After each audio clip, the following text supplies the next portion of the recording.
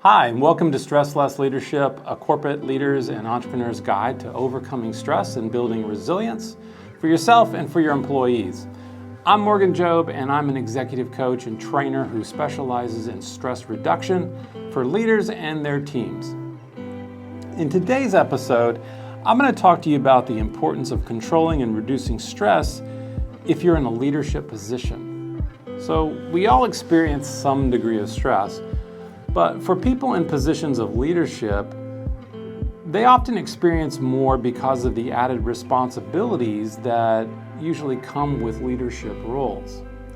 Also, while the stress we each experience primarily affects us individually, it can also affect others that we interact with. And this is especially true for leaders when they interact with their teams.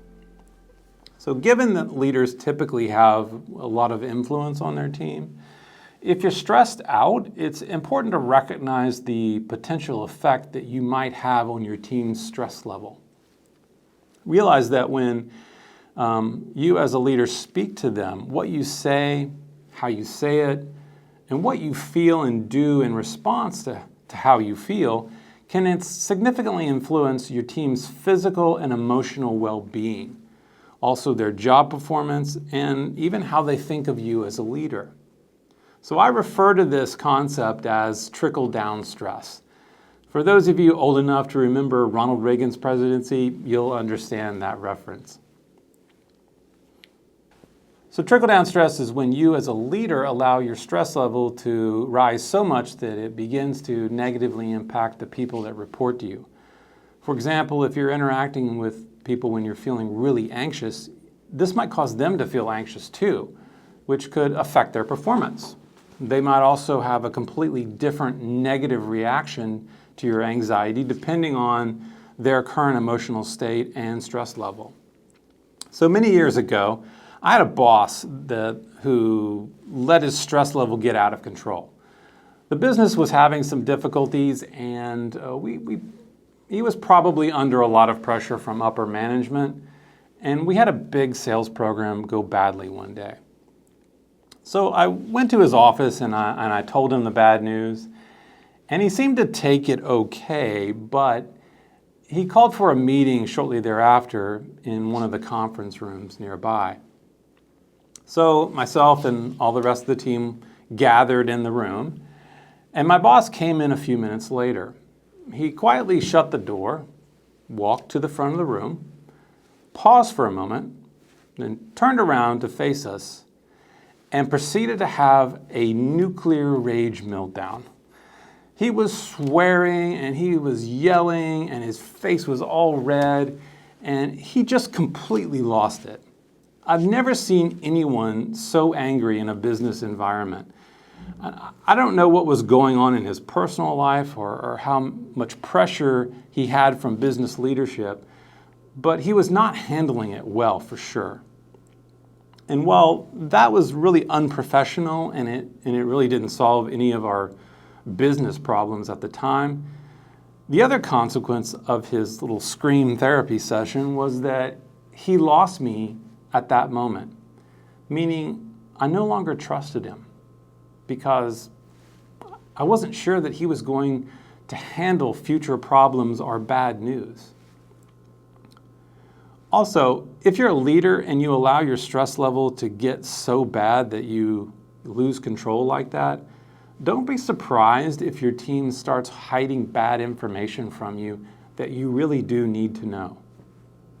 So ultimately, I didn't trust him anymore. And trust is a really important concept in leadership. And it's one that I often talked about in leadership development courses that I facilitated in corporate settings. Think about it. If you don't trust someone, by default, you consider them at least a potential threat of some sort. So now you're on guard when you're around them, rather than maybe feeling calm. And this is otherwise known as the stress response. So long story short, I started looking for a new job because I didn't think he could control himself, make good decisions, or even solve problems effectively. So I left less than 2 months later. Now, that was an extreme example for sure, but less extreme ones, well, they can be just as problematic, though maybe it takes longer to notice the effects in your employees or your organization at large. So what are some of the things that you can do as a leader to make sure that you're not adding to your team's stress level unnecessarily?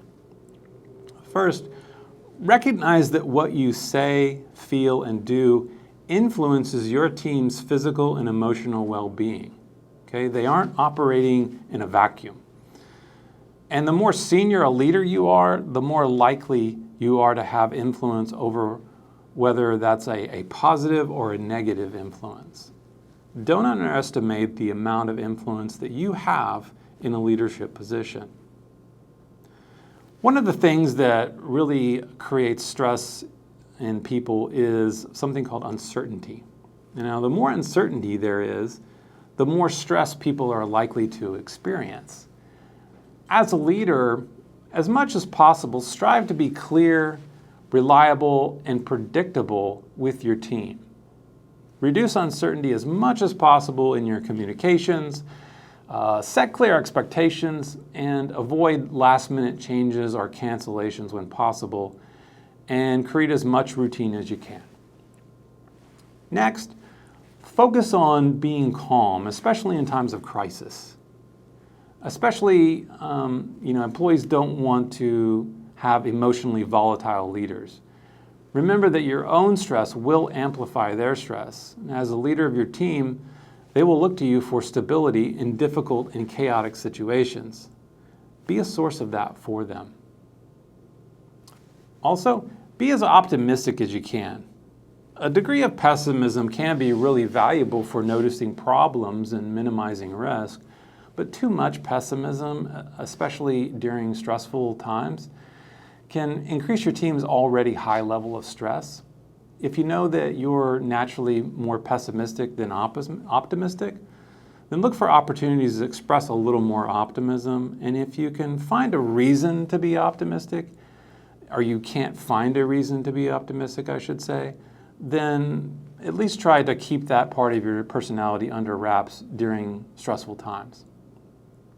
Pay attention to your team's members' emotions. It's easy to ignore emotions of others during stressful times, and we tend to focus more on how we feel. So pay attention to your team members' emotions. It's easy to ignore the emotions of others during stressful times because we tend to focus more on how we feel. But ask yourself the question, how does my team seem to be feeling about the current situation? This will help to shift your focus towards them. If possible, schedule some one-on-ones with them and ask about how they are doing and get their perspective on things. I'm not saying that you ignore your own emotions.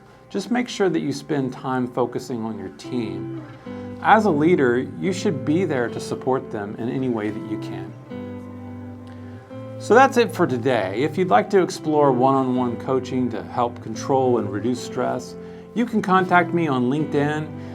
You can find me on my website at unstressmylife.com or via email. My address is info@unstressmylife.com. Until next time, take care.